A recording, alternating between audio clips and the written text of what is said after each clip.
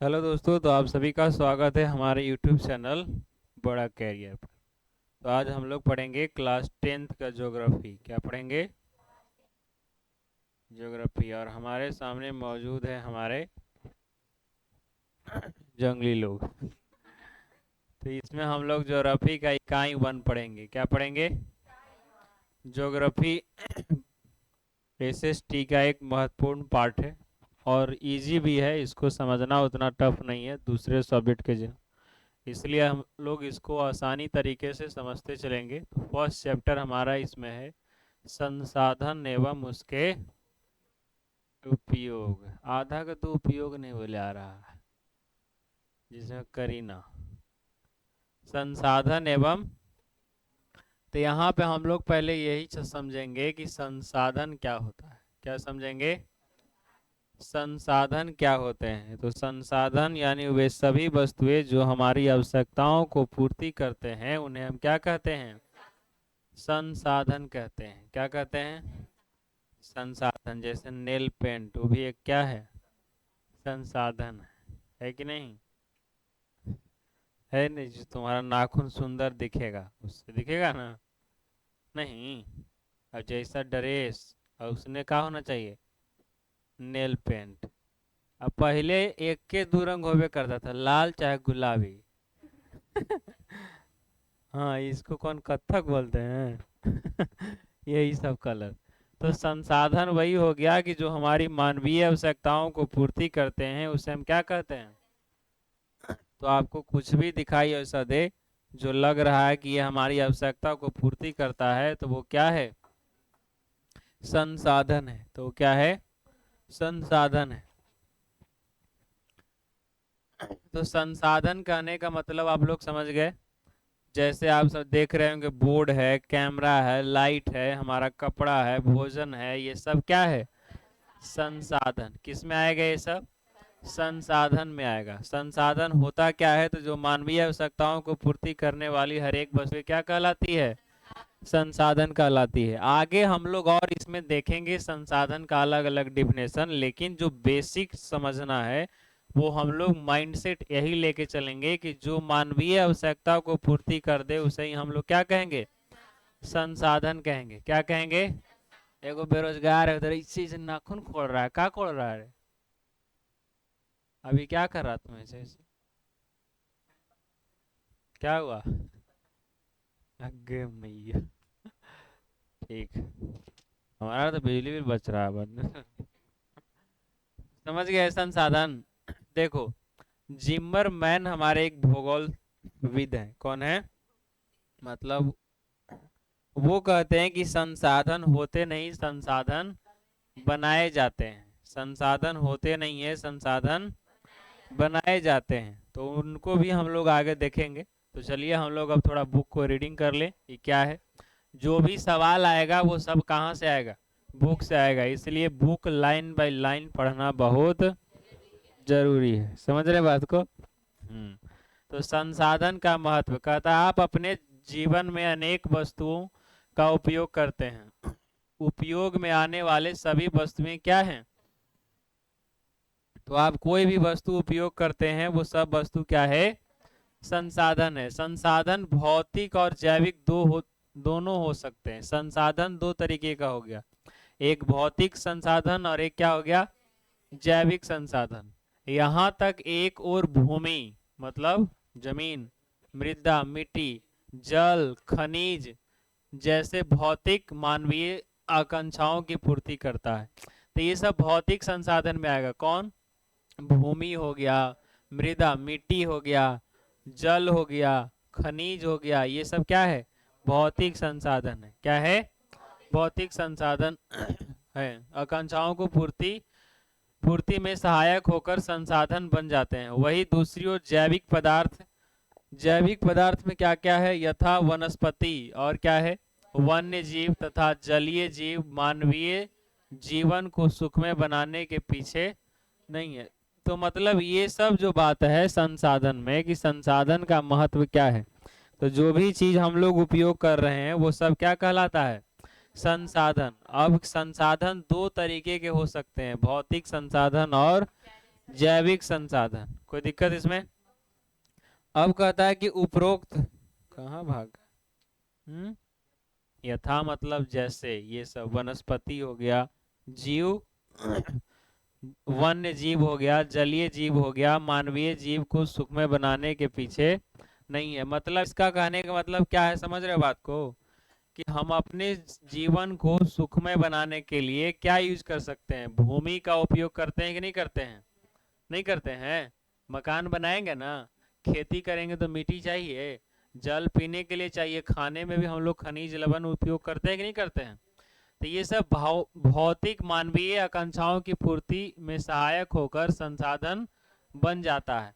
वही दूसरी ओर जब हम देखेंगे जैविक पदार्थ में, क्या हमारा जैविक पदार्थ में आएगा?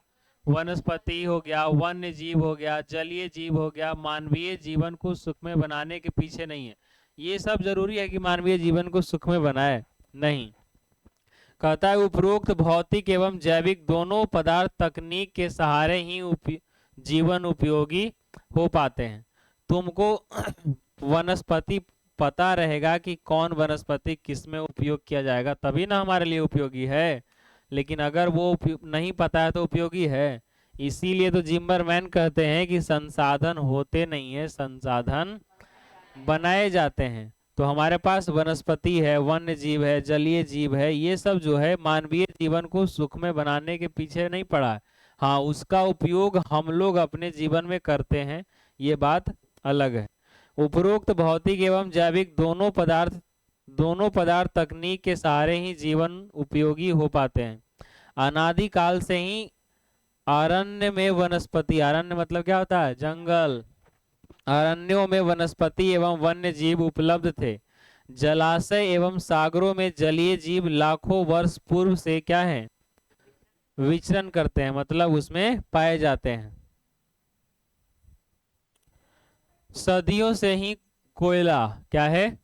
कोयला, पेट्रोलियम, अन्य खनिज पृथ्वी के गर्भ में क्या है? पड़ा हुआ है। किंतु उस समय आदि मानव में तकनीक यानी ज्ञान का अभाव था, इसीलिए वो लोग यूज नहीं किया कोयला का, खनिज लवण जो हमारा पेट्रोल है, केरोसिन है, ये सब का वो सब उपयोग आदि मानव जो है नहीं किया, क्योंकि उसके पास तकनीक नहीं था। तकनीक कहने का मतलब ज्ञान नहीं था। हमको पता हो गया कि जमीन के नीचे सोना है, हमको निकालने का ज्ञान रहेगा तब ना। कैसे निकालेंगे? हमको पता है कि यहाँ कोयला है, लेकिन कोयला निकाले कैसे? अब कोयला निकाले जाए, ऊपर से कोयला भसक जाए, जमीन है तो उसमें मर जाएगा मजदूर। तो ये सब जो है तकनीक की कमी था, इसलिए वो लोग उपयोग नहीं कर पाए, या उनको पता ही नहीं चला कि इसके नीचे कोयला है या नहीं है। अगर पता भी चल गया कि है तो उनको ये पता नहीं कि इसका क्या उपयोग करेंगे। तो ये सब कमी है। धीरे धीरे जनसंख्या एवं आवश्यकताओं में वृद्धि होती गई। इस वृद्धि ने मानव की ज्ञान अर्जन, ये क्या लिखा हुआ है? ज्ञान अर्जन, दोनों को एक ही में शामिल किया गया है, ज्ञान अर्जन की दर में त्वरित वृद्धि किया। इतना ही नहीं, आदि मानव तकनीक को पाकर ज्ञानी मानव बन गया। आदि मानव जो है वो तकनीक को यानी ज्ञान को पाकर क्या बन गया? ज्ञानी मानव। क्या बन गया? ज्ञानी मानव। लेकिन तुम लोग क्या बन गया? मेकअप मानव। नहीं, करिए को गोर बना देना है उसको। कुछ रहे चाहे मत रहे, लेकिन तुम्हारे पास पैसा होना बहुत, और वो सब आएगा पढ़ने से। चलिए, पर्यावरण में उपलब्ध पदार्थों का जनप्रिय तकनीक के सहारे जीवन को सुखमय बनाने में मानव क्या हो पाया? सक्षम हो पाया। मतलब हमारे पास वन में जंगल जो है, वनस्पति है हमारे पास, अब उसका उपयोग कैसे करेंगे, कौन सा वनस्पति कब उपयोग किया जाएगा, ये हमको कैसे पता चलेगा? ज्ञान रहेगा तब ना। तो वही चीज यहाँ कहता है कि जो आदि मानव था वो तकनीक को पाकर ज्ञानी मानव बन गया, और अब वही वनस्पति का उपयोग करके क्या करने लगा? उस वनस्पति का उपयोग अपने जीवन को सुखमय बनाने के लिए करने लगा, यानी उसको बनाने में सक्षम हो गया। जब पर्यावरण में मानव द्वारा जनप्रिय तकनीक का प्रयोग होता है, तब सभ्यता क्या होती है? विकसित होती है। अंततः मानवीय जीवन निर्वाहन के तौर तरीके सांस्कृतिक संसाधन की स्थिति को प्राप्त कर लेते हैं। अब हम लोग आगे बढ़ते हैं। कहता है कि वस्तुतः संसाधन का अर्थ बहुत ही व्यापक है। यहाँ प्रसिद्ध भूगोलविद कौन, जिम्बरमैन, कौन है, वो कहते हैं कि संसाधन होते नहीं है, संसाधन बनते हैं या बनाए जाते हैं। अब तुम क्या पर बैठे हुए हो, बेंच पर। पहले बेंच पर पढ़ता था, नीचे बैठ के पढ़ता था, लेकिन धीरे धीरे उसको लगा कि हमको बैठने में से प्रॉब्लम हो रहा है, हमारा राइटिंग खराब है, हमको लिखने में नहीं बन रहा है, या अनेकों प्रकार की समस्या है। लेकिन ऐसा कुछ नहीं है, तुम लोग ज़्यादा अच्छा राइटिंग पहले वाला हुआ करता था। तुम लोग को बेंच डेस्क मिलने पर भी राइटिंग आज के युग में बढ़िया नहीं है, लेकिन फिर भी हम लोग को बैठने में क्या होता है, सुविधा होता है, इसलिए हम लोग बेंच लगाए हैं। तुम कहेगा आपका बेंच तो बहुत पतला है, हमारा स्कूल वाला बेंच चौड़ा है कि नहीं? सही बात है, तब कोई बदलाव नहीं होगा, जैसे है वैसे ही रहेगा। चलिए समझिए, तो हम लोग बेंच बनाए। बेंच कैसे बनाए हैं, लकड़ी से। पहले लकड़ी का बेंच बनता है, लेकिन इसमें क्या लगा हुआ है, लोहा लगा हुआ है, लकड़ी भी लगा हुआ है। तो ये तकनीक का इस्तेमाल किया गया है, और इस तकनीक का इस्तेमाल करने से बेंच बना। तो बेंच हमारे लिए क्या हो गया, संसाधन। क्या हो गया, संसाधन हो गया। वर्तमान परिवेश में सेवा को भी संसाधन माना गया है। वर्तमान परिवेश में यानी वर्तमान समय में सेवा भी एक प्रकार का क्या है, संसाधन है। जैसे हम तुम्हारी सेवा कर रहे हैं कि तुमको हम पढ़ा रहे हैं, आप कहेगा कि तो फ्री में पढ़ा रहे हैं पैसा ले रहे हैं ना। हाँ, तो कोई भी सेवा करेगा तो पैसा लेगा ही। आप पढ़ लिख करके नौकरी करेंगे या फिर कोई बिजनेस करेंगे तो आप पैसा नहीं लेंगे। आप काम ड्यू टू 9 to 9 जाएंगे या 9 to 4 जाएंगे तो पैसा लेंगे ना। उसी तरीके से हम भी जो काम कर रहे हैं उस काम के बदले क्या ले रहे हैं, और काम ही सेवा है। क्या है यहाँ, काम ही को क्या कह रहा है, सेवा। तो सेवा को भी क्या माना गया है, संसाधन। इसलिए मानव भी एक प्रकार का क्या है, संसाधन है, क्योंकि मानव हमारा उपयोगी है, उसको हम अलग अलग कामों में क्या कर सकते हैं, उपयोग कर सकते हैं। जैसे स्कूल चलाना है तो टीचर की जरूरत है, मानव पूंजी होगा तब ना। टीचर के बिना स्कूल चल जाएगा, नहीं चल जाएगा। मजदूर या मिस्त्री के बिना घर बन जाएगा। तो ये सब क्या हो गया, संसाधन है। यानी मानव भी एक प्रकार से क्या है, संसाधन है। इसमें लिखा भी है, कहता है कोई गायक या कवि या चित्रकार अपने क्रियाकलापों से क्या करता है, धन अर्जन करता है, उसी को लिखा है धनार्जन, या स्वयं को संतुष्ट करता है,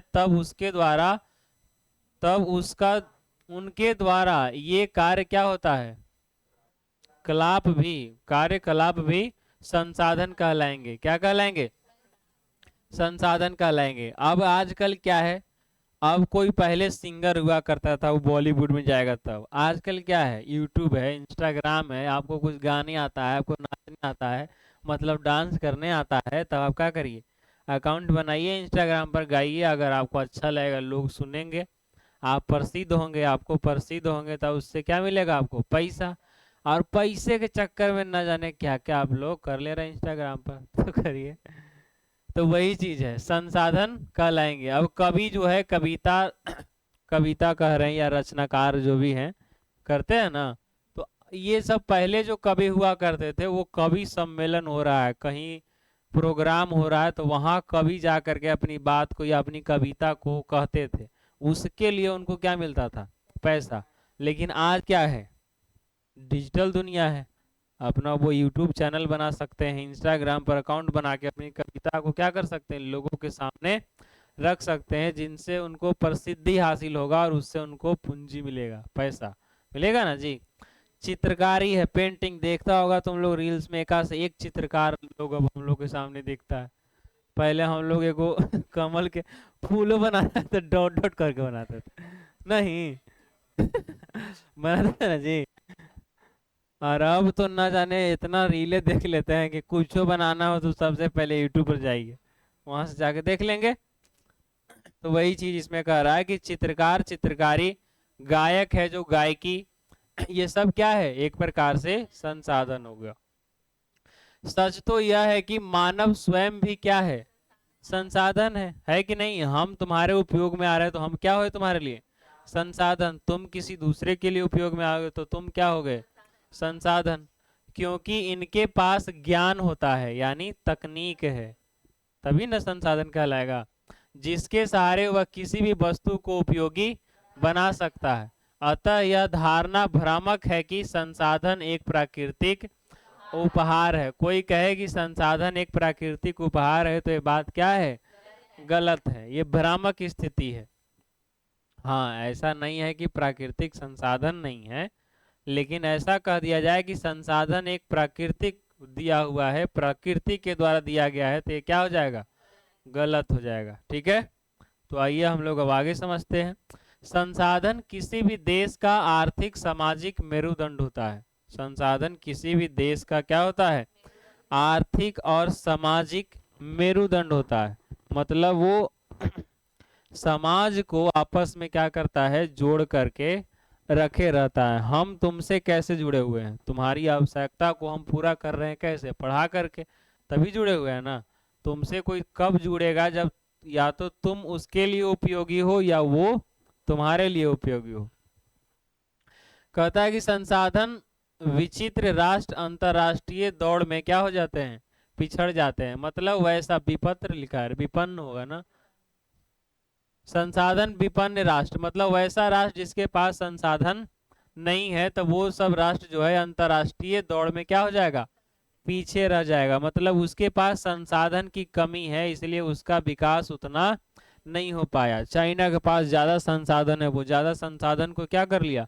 यूज कर लिया, तो वो क्या है? सबसे आगे चला गया है। तो जो देश या जिस देश के पास जितना ज्यादा संसाधन होगा वो उतना ज्यादा उसका उपयोग करेगा, इसलिए वो उतना ज्यादा क्या करेगा? आगे बढ़ेगा।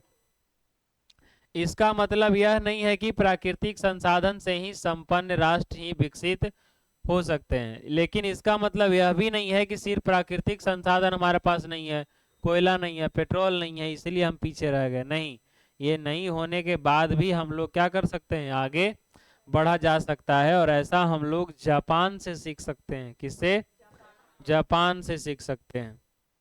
इसमें भी वही लिखा है। जापान एक ऐसा देश है जो प्राकृतिक संसाधन में अत्यंत विपन्न है। मतलब उसके पास कोई प्राकृतिक संसाधन नहीं है, लेकिन तुम कोई भी टेक्नोलॉजी जो सबसे पहले आएगा वो कहाँ आएगा? जापान में। इतना वहाँ टेक्नोलॉजी। तुम्हारे यहाँ आलू प्याज छिलका ये सब, केला ओला संतरा ये सब का तुम्हारे यहाँ कचरा निकलता होगा घर से, वहाँ कचरा निकलता, इलेक्ट्रॉनिक कचरा। मोबाइल है, तुम मोबाइल खराब हुआ लेके चल रहे हैं, जबरदस्ती उसको इसी से करके चला रहे हैं। नहीं, वो खराब होगा, फेंक देगा, फिर जाके क्या करेगा? नया। जितना में तुम नया खरीदो बनवाओगे उतना में वो क्या करेगा? नया खरीद लेगा। इसलिए सबसे ज्यादा इलेक्ट्रॉनिक कचरा अगर कहीं निकल रहा है तो वो कौन सा देश है? जापान। मतलब ये सब ज्यादा विकसित देश है, इसलिए इस देश की समस्या बन गई है। कौन है? समस्या है कि इस इलेक्ट्रॉनिक कचरा को कैसे निपटे जाए। इससे निपटने के लिए वहां की सरकार जो है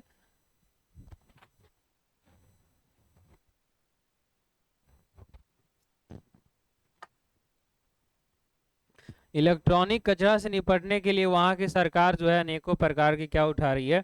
कदम उठा रही है। उसमें क्या उठा रही है कदम? कि वो मान लो एक लैपटॉप वो खराब हो गया, तो उसी लैपटॉप को जो कंपनी बेचा है नया, वो पुनः उसको ले लेगा और उसी में फिर से जो जो चीज पार्ट्स खराब हो गया होगा उसको चेंज करके पुनः उसका क्या करेगा? उपयोग करेगा। या फिर उसको किसी गरीब देश में क्या करेगा? एक्सपोर्ट कर देगा, बेच देगा। क्या करेगा? बेच देगा। और बेच करके उससे क्या कमाएगा? वो प्रॉफिट। क्या कमाएगा? प्रॉफिट। या ये सब काम हमारे देश में भी होता है। बड़ा बड़ा कंपनी जो है उसके पास बहुत सारा लैपटॉप है, कंप्यूटर पड़ा हुआ है, वो सब खराब हो गया या फिर कम स्लो चल रहा है, तो उसको क्या करेगा? हर एक साल उसको हटा देगा, अगर खराब है तो बेच देगा उसको और बेचकर मुनाफा कमाएगा। इसीलिए कहता है कि जापान एक ऐसा देश है जो प्राकृतिक संसाधन में अत्यंत विपन्न है। मतलब उसके पास कोई प्राकृतिक संसाधन, कोयला, पेट्रोलियम या किसी अन्य प्रकार का जीवाश्म ईंधन पाया नहीं जाता है, किंतु इनके मानव संसाधन तकनीक दृष्टि से इतने सबल हैं कि यह देश उपलब्ध सभी पदार्थों का विवेक पूर्ण उपयोग कर विकसित देशों की श्रेणी में खड़ा है। उसके पास संसाधन नहीं है लेकिन मानव संसाधन है। क्या है? वो अपने तकनीक को विकसित इतना कर लिया है कि वो तकनीक के बदौलत आज वो विकसित देशों की श्रेणी में क्या है? खड़ा है। कहता है कि अतः किसी देश के विकास में भौतिक एवं जैविक संसाधन के साथ साथ मानव संसाधन का भी बहुत भूमिका होती है। विविध संसाधनों के मध्य मानव नियंत्रक की स्थिति में, मानव नियंत्रक ही है ना, नियंत्रक की स्थिति में रहता है, जो पर्यावरण में उपलब्ध पदार्थों, प्रौद्योगिकी यानी तकनीक एवं संस्थाओं के बीच अंतर संबंध स्थापित करता है, जिससे पर्यावरण के पदार्थ उपयोगी बन जाते हैं। इसे चित्र संख्या 1.1 में दर्शाया है, इसमें दर्शाया है वो। अब कोई भी चीज हमारे पास मौजूद है तो वो कब बिना मानव के उसको उपयोगी बनाया नहीं जा सकता है। तो इसलिए जो भी हमारे पास पदार्थ मौजूद है उसको उपयोगी बनाने के लिए क्या करना होगा? मानव संसाधन का होना अत्यंत आवश्यक है। अब तुम्हारे पास कोयला पेट्रोल हमारे पास बहुत पहले से ही है, लेकिन कोई कोयला से बिजली क्यों नहीं उत्पादन कर रहा था? पानी हमारे यहाँ नदी में आज बह रहा है, पहले खून बहता था। पहले भी तो पानी बहेगा ना हो, लेकिन पहले कोई उस नदी पर बांध कर बिजली का उत्पादन नहीं किया। लेकिन अब हमारे पास क्या आ गया? तकनीक, ज्ञान आ गया, इसलिए हम लोग नदी पर बांध करके वहां से हम लोग बिजली का क्या कर रहे हैं? उत्पादन कर रहे हैं। कहोगे सब हमको थोड़े ना पता है, कुछ हम जानते हैं इंस्टाग्राम इस सब के अलावा। चलो देखो, अब हम लोग पढ़ेंगे संसाधन का वर्गीकरण। तो इस संसाधन का वर्गीकरण हम लोग अब नेक्स्ट लेक्चर में देखेंगे। तब तक के लिए आप सभी का धन्यवाद।